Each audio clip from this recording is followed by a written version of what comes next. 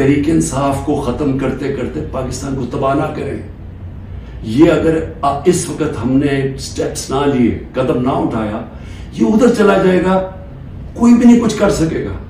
सारा तनख्वाहदार तबका थोड़ी देर में खड़ा हो जाएगा। जब उनके घर में चूल्हे नहीं डलेंगे, जब उनकी देखते जाएंगे कि उनके पैसे को खरीदार कम होती जा रही है, जब वहां औरतें हैं, उनको पता है कि जो किचन चलाती है कि क्या हो रहा है आज उनके साथ। वो मैंने आपको बताया सेंसिटिव प्राइस इंडेक्स जो कि खाने पीने की चीजों का है, वो 42% पे है। तो जब ये हालात ऐसे हो जाए फिर एक माशरा फट जाता है। तो मैं इसलिए बातचीत की बात कर रहा हूं कि ये टाइम है, ये मुल्क ठीक तब होगा जब इस सारे मुल्क के इदारे इकट्ठे बैठे और मुल्क की सबसे बड़ी एक ही जमात जो फेडरल पार्टी है पाकिस्तान की, वो सब इकट्ठे बैठे और वो बैठ के इस मसले का हल निकालें।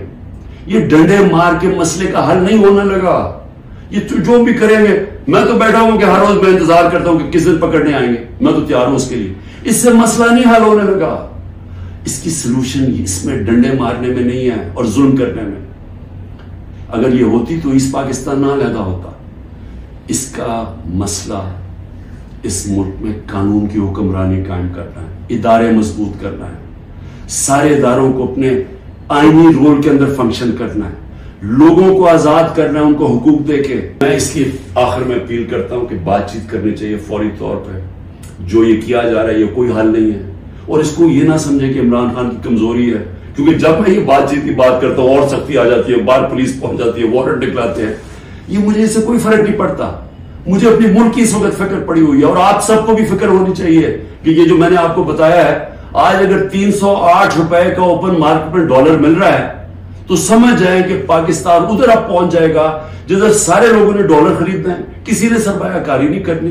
बाहर से ओवरसीज पाकिस्तानी रेमिटेंसेस उन्होंने लीगल चैनल से नहीं भेजना, क्योंकि इतना फर्क पड़ गया ओपन मार्केट और ऑफिशियल रेट के अंदर।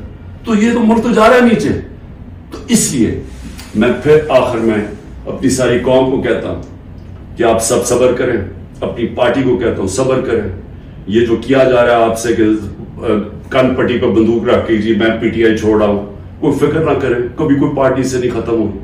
पार्टी तो खत्म होती है जब नजरिया खत्म हो जाता है। आज आपके सामने पीडीएम की जमातें हैं, पूरी एस्टेब्लिशमेंट की मदद कर रही है, इलेक्शन कमीशन इनके साथ मिली हुई है, इंतजामिया सारी इनके साथ मिली हुई है।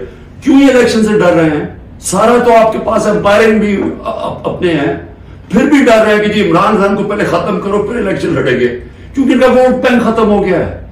पीटीआई का वोट बैंक बढ़ता जा रहा है। जितना ये जुल्म कर रहे हैं और ज्यादा पब्लिक हमारे साथ खड़ी हो रही है और इंशाल्लाह जब भी इलेक्शन होगा आपके सामने आने का रिजल्ट